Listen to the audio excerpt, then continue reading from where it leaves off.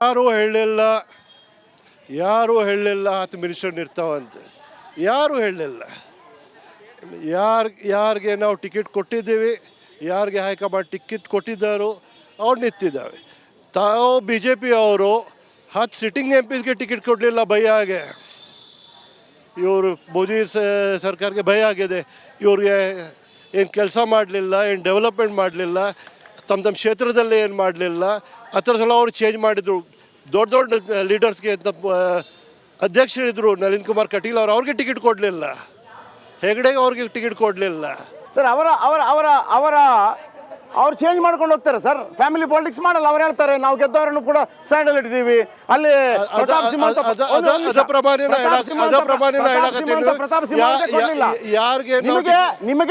ನಿಮಗೆ ಕ್ಯಾಂಡಿಡೇಟೇ ಇಲ್ಲ. 10ರಿಂದ 15 ಜನ ಮಗಳು, ಅಳಿಯ, ತನ್ನ ಮಗಳು, ಕಾರ್ಯಕರ್ತರು ಕೆಲಸ ಮಾಡ್ತಾ ಬಾವುಟ ಹಾಕೋದು ಮಾತ್ರನಾ ಸರ್? ನೀವು ಮಾತ್ರನಾ ಎಂಜಾಯ್ ಮಾಡೋದು? ನೀವು ಮಾತ್ರ. ವಿಜೇಂದ್ರ ಯಾರು? ರಾಘವೇಂದ್ರ ಯಾರು? ಯಡಿಯೂರಪ್ಪ ಯಾರು ಇವರು? ಮಗ, ತಮ್ಮ, ಅಣ್ಣ ಇಲ್ಲ. ಅಧ್ಯಕ್ಷ ಯಾಕೆ ಮಾಡಿದ್ರು? ವಿಜೇಂದ್ರ ಅವ್ರಿಗೆ, ರಾಘವೇಂದ್ರ ಅವ್ರಿಗೆ ಯಾಕೆ ಟಿಕೆಟ್ ಕೊಟ್ಟಿದ್ರು? ಇನ್ನೂ ತನಕ ಯಡಿಯೂರಪ್ಪ ಅವ್ರು ಕಂಟ್ರೋಲ್ ಮಾಡ್ತಾರೆ ಪಾರ್ಟಿಗೆ. ಮತ್ತು ಇಲ್ಲೇ ನಿಮಗೆ ಕ್ಯಾಂಡಿಡೇಟ್ ಸಿಗಲಿಲ್ಲ. ನೀವು ಹುಬ್ಳಿದಿಂದ ಇಂಪೋರ್ಟ್ ಮಾಡಕತ್ತೀರಿ. ಇಲ್ಲೇ ಜಗದೀಶ್ ಶೆಟ್ಟರ್ ಸಾಹೇಬರು ಅವ್ರಿಗೆ ಅಸೆಂಬ್ಲಿ ಟಿಕೆಟ್ ಕೊಡಲಿಲ್ಲ. ಅವ್ರಿಗೆ ಪಾರ್ಟಿ ಬಿಟ್ಟಿದ್ರು.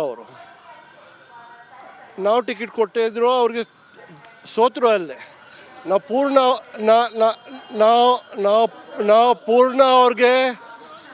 ಪೂರ್ಣ ಒಂದು ಮಾಜಿ ಮುಖ್ಯಮಂತ್ರಿ ಅಂದರೆ ಪ್ರೋಟೋಕಾಲ್ ಪ್ರಮಾಣ ಅವ್ರಿಗೆ ಗೌರವ ಕೊಟ್ಟಿದ್ದೀವಿ. ನಮ್ದು ಎಲೆಕ್ಷನ್ಗೆ ಕ್ಯಾಂಪೇನಿಂಗ್ಗೆ ನಡಿ ಈಗ ಶುರು ಮಾಡೋಣ.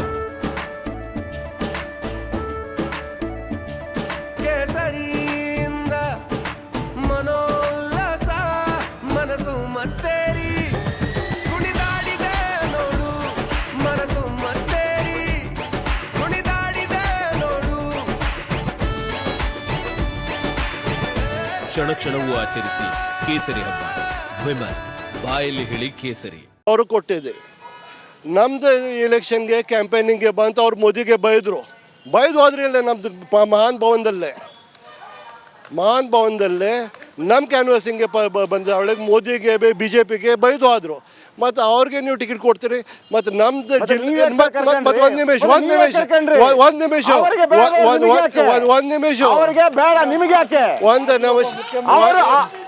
ಸರ್, ಅವರು ತೆಗೆದು ಬಿಸಾಕಿದವರು ನೀವೇ ಕ್ಯಾಚ್ ಹಿಡ್ಕೊಂಡು. ನಾವು ಯಾರಿಗೆ ಇಡಿ ಮಾಡಿ ತಗೊಂಡಿಲ್ಲ. ವಾಷಿಂಗ್ ಮಷಿನ್ ಮಾಡಲಿಲ್ಲ ನಾವು ಮಾಡ್ತೀವಿ. ವಾಷಿಂಗ್ ಮಷಿನ್ ಮಾಡಲಿಲ್ಲ. ನಿಮಗೆ ತಾವು ಅಶೋಕ್ ಚವಾನ್ಗೆ ಹೋಗಿ ರಾಜ್ಯಸಭಾ ಕೊಟ್ಟಿದ್ರಿ. 1 ಮಿನಿಟ್ ಸರ್, ಅಶೋಕ್ ಚವಾನ್ಗೆ ಯಾಕೆ ರಾಜ್ಯಸಭಾ ಕೊಟ್ಟಿದ್ರಿ? ಜಗದೀಶ್ ಶೆಟ್ಟರ್ ನಿಮ್ಮನ್ನು ಬಕ್ರ ಮಾಡಿದ್ರು.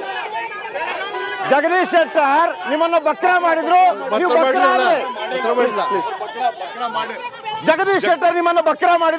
ಆದ್ರಿ. ಜಗದೀಶ್ ಶೆಟ್ಟರ್ ಅವರಿಗೆ, ನಮಗೆ ಇಲ್ಲಿ ಒಳ್ಳೆ ಒಂದು ಮಾಜಿ ಮುಖ್ಯಮಂತ್ರಿಗಳು, ವಿರೋಧ ಪಕ್ಷದ ನಾಯಕರು ಅಂತ ಹೇಳಿ ಏನು BJP ಅವ್ರಿಗೆ ಅವ್ರು ಏನು ಅವಮಾನ ಮಾಡಿದ್ರು, BJP ಅವ್ರಿಗೆ ಏನು ಯಾವ ರೀತಿ ಕಂಡುಕೊಂಡಿದ್ರು.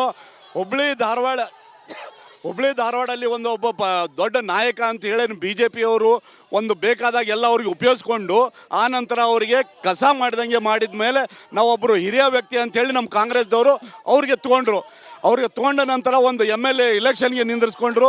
MLA ಎಲೆಕ್ಷನ್ ಆದಮೇಲೆ ಒಬ್ಬರು ಮಾಜಿ ಮುಖ್ಯಮಂತ್ರಿ ಹೇಳಿ ಅವ್ರಿಗೆ ನಾಮಿನೇಷನ್ ಮಾಡಿ MLCಯನ್ನು ಮಾಡಿದರು. ಹೇಳಿ ಸರ್, ಯಾವ ಕಾರಣಕ್ಕಾಗಿ ಈ ಬಾರಿ ನೀವು, ಐ ಥಿಂಕ್ ಇವರು BJP ಸಪೋರ್ಟ್ ಅಂದ್ಕೊಂಡಿದ್ದೀನಿ, ಯಾವ ಕಾರಣಕ್ಕಾಗಿ BJP ಸಪೋರ್ಟ್ ಮಾಡ್ತೀರಿ? ಯಾಕೆ ಕಾಂಗ್ರೆಸ್ ಬೇಡ ಇಲ್ಲಿ? ಸರ್, BJP ನಮ್ಮ ದೇಶದ ನಾಯಕರ ನರೇಂದ್ರ ಮೋದಿ ಅವ್ರ ಕೈ ಬೆಳಕಲ್ ಮಾಡಿಸೋ ನಾವು ಇಲ್ಲಿ BJP ತೊರಬೇಕ್ರಿ. ಈ ಒಂದೇ ವಿಷಯ ಅಲ್ಲ, ನಮ್ಮ ಭಾರತದಲ್ಲಿ ಸಂಸ್ಕೃತಿಯನ್ನು ನಶಿಸಿ ಹೋಗುವಂಥ ಸಂದರ್ಭದಲ್ಲಿ ನಮಗೆ ದೇವರಂತೂ ಬಂದ ದೇಶಕ್ಕೆ ಒಂದು ಉದ್ಧಾರ ಮಾಡ್ತಾ ಇದ್ದಾರೆ, ಬಡವರನ್ನ ಉದ್ಧಾರ ಮಾಡ್ತಾ ಇದ್ದಾರೆ. ಈಗ 5 ಕಿಲೋ ಅವರ ಸೆಂಟ್ರಲ್ದಿಂದ ಕೊಡ್ತಿರ್ತಾರೆ ಅಕ್ಕಿ ಕರ್ನಾಟಕ ಸರ್ಕಾರಕ್ಕೆ, ಅದನ್ನು ಸಹ ಕರ್ನಾಟಕ ಸರ್ಕಾರ ಜನತೆಗೆ ತರ್ತಾ ಇಲ್ಲ. ಅವರು ಸುಳ್ಳು ಹೇಳಿ ಜನತೆನ ಮೋಸ ಮಾಡಕತ್ತಾರ. ಮತ್ತು ಪ್ರಧಾನಮಂತ್ರಿ ಅವರು ಏನು ಮಾಡಕತ್ತಾರಲ್ಲ ಎಲ್ಲ ಡೈರೆಕ್ಟಾಗಿ ಅದು ರೈತರಿಗೆ ಹೋಗ್ತದೆ. ಅಲ್ಲ, ಈಗ ಕಾಂಗ್ರೆಸ್ ಗವರ್ಮೆಂಟ್ ಫ್ರೀ ಕೊಟ್ರೆ ಅದು ಒಂದು ನಿಮಿಷ ಬಿಟ್ಟಿ ಭಾಗ್ಯ, ನರೇಂದ್ರ ಮೋದಿ ಅವರು 5 kg ಕೊಟ್ರೆ ಅದು ದೇವತಾ ಭಾಗ್ಯನಾ? ಹೇಳಿ. ಅದು ಹೆಂಗೆ? ನೋಡು, ಅದು ಹಾಗೆಲ್ಲ, ಅದು ಪ್ರಚಾರಕ್ಕಾಗಿ ಮಾಡಿದ್ದಲ್ಲ. ಯಾವ ಸರ್ಕಾರ ಕೊಡ್ತಿತ್ತು ಈಗ ಮಟ್ಟ ಯಾವ ಸರ್ಕಾರ ಕೊಡ್ತಿತ್ತು? ಮೋದಿ ಅವ್ರು ಕೊಡ್ತಾ ಇತ್ತ ಅಂತ ನಾವು ತಗೊಳತ್ತಿದ್ದು. ಮೊದಲೇ ಮೋದಿಜಿ ಅವ್ರು ಯಾಕೆ ಹೆಸರು ಹೇಳಿಲ್ಲ? ಮೋದಿಜಿ ಅವರ ಕೇಂದ್ರ ಸರ್ಕಾರದಿಂದ ನಮ್ಗೆ ಅನುದಾನ ಕೊಡ್ತಾ ಇದ್ದಾರೆ, ಕೇಂದ್ರ ಸರ್ಕಾರದಿಂದ ಅಕ್ಕಿ ಕೊಡ್ತಾ ಇದ್ದು ಅಂತ ಯಾಕೆ ಹೇಳಿಲ್ಲ? ಮತ್ತೆ ಕೇಂದ್ರ ಸರ್ಕಾರದ ಯಾಕೆ ಹೆಸರು ಹೇಳಿಲ್ಲ, ಉಲ್ಲೇಖ ಯಾಕೆ ಮಾಡಿಲ್ಲ? ಪೈಲ ಅದು ಉಲ್ಲೇಖ ಮಾಡಲಿ ಅವರು, ನಂತರ ಉಳ್ಕಿದ್ ನಾವು ಅವ್ರಿಗೆ ಆನ್ಸರ್ ಕೊಡ್ಲಿಕ್ಕೆ ನಾವು ಹೇಳ್ತಿದ್ದೇವೆ. ಕೋವಿಡ್ ಟೈಮ್ಗೆ ಎಲ್ಲಿದ್ದು ಸರ್ಕಾರ? ಕೋವಿಡ್ ಟೈಮ್ ಇವ್ರ ಲೀಡರ್ಸ್ ಎಲ್ಲಿದ್ರು? ವ್ಯಾಕ್ಸಿನೇಷನ್ ಕೊಡುವಾಗ ನಾವು ಎಲ್ಲಿದ್ರು?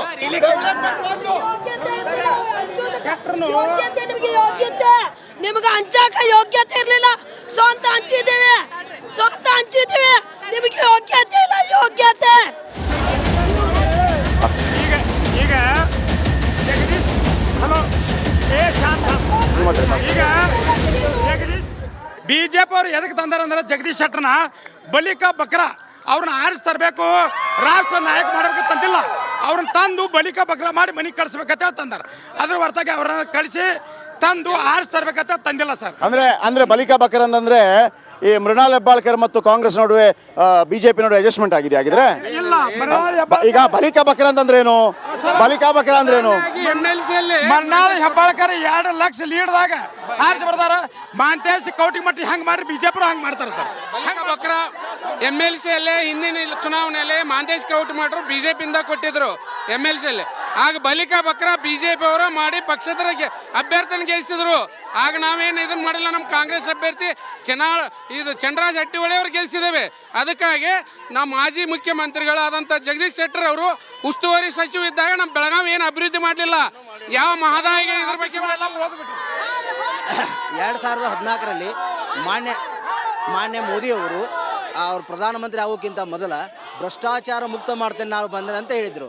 ಒಂದು ಫಾರ್ ಎಕ್ಸಾಂಪಲ್ 70,000 ಕೋಟಿ ರೂಪಾಯಿ ಮಹಾರಾಷ್ಟ್ರದಲ್ಲಿ ಅಜಿತ್ ಪವಾರ್ ಹಗರಣ ಮಾಡಿದ. ಅದು 2 ದಿನದಾಗ ಅವ ಅಲ್ಲಿ ಜಂಪ್ ಆಗಿ ಉಪಮುಖ್ಯಮಂತ್ರಿ ಆದರು. ಎಲ್ಲಿದ್ದಾರೆ ಎಲ್ಲ ಭ್ರಷ್ಟಾಚಾರಿಗಳು ಅವ್ರ ಪಕ್ಷದಲ್ಲೇ ಜಮಾ ಆಗಿದ್ದಾರೆ. ಇದಕ್ಕೇನು ಅವ್ರು ಹೇಳ್ತಾರೆ?